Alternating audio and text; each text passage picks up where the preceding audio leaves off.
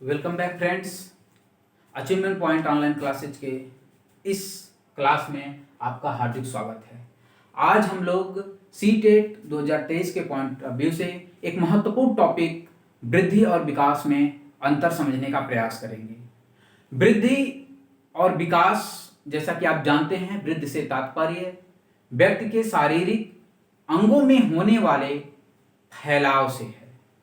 यह अंग आंतरिक भी हो सकता है और बाह्य भी हो सकता है। और विकास से तात्पर्य व्यक्ति के मांसपेशियों में होने वाले कसाव या मजबूती से लिया जाता है, जो कि एक जीवन पर्यंत चलने वाली प्रक्रिया है।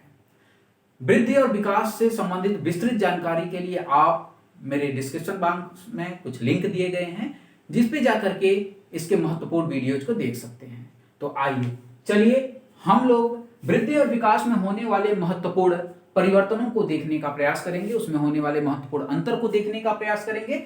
इसको मैंने कुछ आधार पे डिवाइड कर दिया गया है और उसी आधार पे हम लोग इसमें अंतर समझने का प्रयास करेंगे। पहला जो अंतर का आधार है वह है स्वरूप, यानी कि नेचर। वृद्धि का जो स्वरूप होता है, नेचर होता है, वह बाह्य होता है। बाह्य से तात्पर्य इसमें होने वाले ऐसे फैलाव या बढ़ोतरी से है जिसको हम देख सकते हैं, माप सकते हैं, तौल सकते हैं। जबकि विकास से तात्पर्य आंतरिक होता है, यानी कि मनुष्य के अंगों में होने वाले कसाव या मजबूती से हम विकास कहते हैं। तो इन कसाव या मजबूती को हम तौल नहीं सकते हैं, माप नहीं सकते हैं, इसीलिए इसे आंतरिक स्वरूप कहा जाता है। दूसरा जो अंतर का आधार है वह है समय, यानी वृद्धि कुछ निश्चित समय तक होने के पश्चात रुक जाती है। जैसे कि हम लोगों ने वृद्धि के संदर्भ में देखा है, वृद्धि का अध्ययन करते समय देखे कि वृद्धि क्या होता है, मनुष्य की भ्रूणावस्था से प्रारंभ होकर के परिपक्वता अवस्था, यानी कि 20 वर्ष 21 वर्ष की आयु तक आकर के यह क्या होती है, वृद्धि रुक जाती है। इसीलिए यहाँ पे कहा गया है कि वृद्धि कुछ समय के लिए होती है, कुछ एक निश्चित समय तक के लिए होती है, यानी कि 20-21 वर्ष तक ही मनुष्य के शरीर में वृद्धि होती है। चाहे दांतों का निकलना हो गया, शरीर की लंबाई का बढ़ना हो गया, ये सब सारी चीजें क्या होती है, 20-21 वर्ष की अवस्था तक आकर के रुक जाती है। जबकि विकास क्या होता है, जीवन पर्यंत चलने वाली प्रक्रिया है। यह एक लाइफ लॉन्ग प्रोसेस है, यह मृत्यु पर्यंत तक चलती रहती है। और दूसरी बात यह है कि यही विकास जो होता है मनुष्य को प्रगति के पथ पर आगे ले जाता है। नेक्स्ट जो डिफरेंस का आधार है वह है अर्थ, यानी कि मीनिंग के आधार पे। वृद्धि का जो मीनिंग होता है, अर्थ होता है, उसे संकुचित अर्थ में प्रयोग करते हैं। यानी कि वृद्धि के अंतर्गत हम केवल क्या करते हैं, शारीरिक वृद्धि से अर्थ लेते हैं। मनुष्य की लंबाई बढ़ रही है, वजन बढ़ रहा है, दांतों की संख्या बढ़ रही है, इन्हीं सारे अर्थों से हम वृद्धि को समझते हैं। जबकि विकास एक व्यापक शब्द है, इस विकास में यह वृद्धि शामिल है। विकास में क्या है, वृद्धि शामिल है। विकास भी क्या है, भ्रूणावस्था से प्रारंभ होकर के जीवन पर्यंत चलता है। जबकि वृद्धि क्या होता है, भ्रूणावस्था से प्रारंभ होकर के 20-21 वर्ष तक परिपक्वता अवस्था तक चलती है। तो यह 20-21 वर्षों तक साथ साथ चलती है और इसके बाद इसमें विकास में सम्मिलित हो जाती है।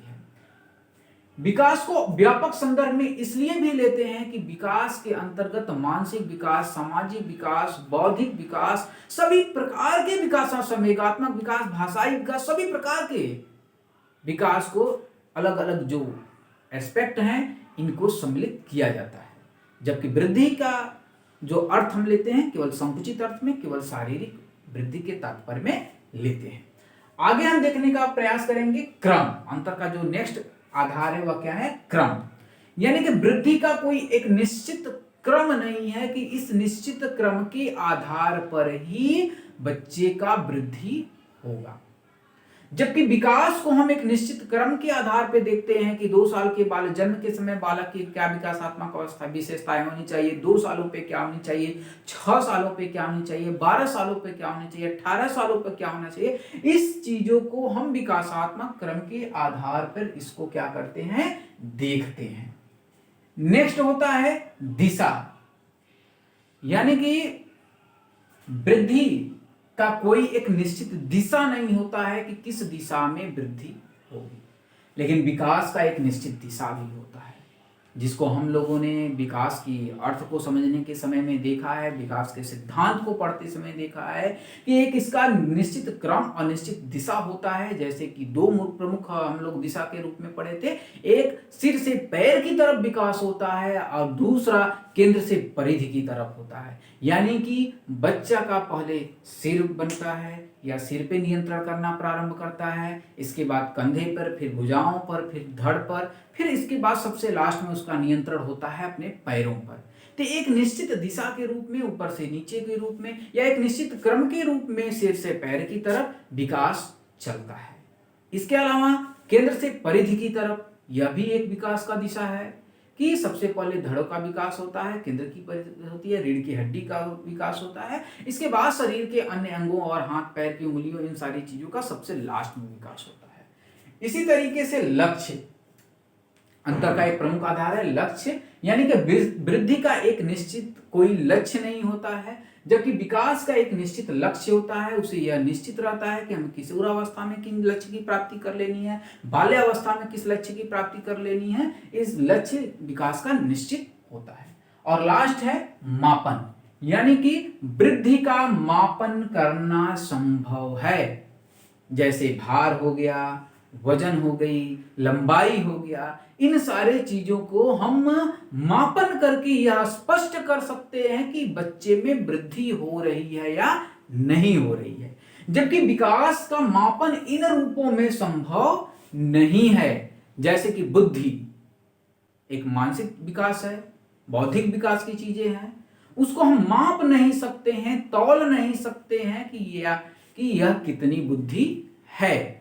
हाँ, उसे तुलनात्मक रूप से में बुद्धि रब्धि निकाल करके हम यह बता सकते हैं कि यह औसत बुद्धि का छात्र है या प्रतिभाशाली छात्र है या डल छात्र है, इडियट छात्र है। इन चीजों को हम कर सकते हैं कैटेगराइजेशन अलग अलग रूपों में, लेकिन उसका मापन नहीं कर सकते हैं कि हाँ कितनी मात्रा में बुद्धि है। इस चीज को हम माप नहीं सकते हैं। तो यह एक महत्वपूर्ण आधार रहे। इन आधारों के आधार पर हम लोगों ने वृद्धि और विकास में होने वाले प्रमुख अंतरों को समझने का प्रयास किया। आशा है आपको यह अंतर समझ में आया होगा। अगर आपको अंतर समझ में आए तो अपने अधिक से अधिक मित्रों को इस वीडियो को शेयर करें। चैनल को अगर नए हो तो सब्सक्राइब करें और हाँ, लाइक करना नहीं भूलें।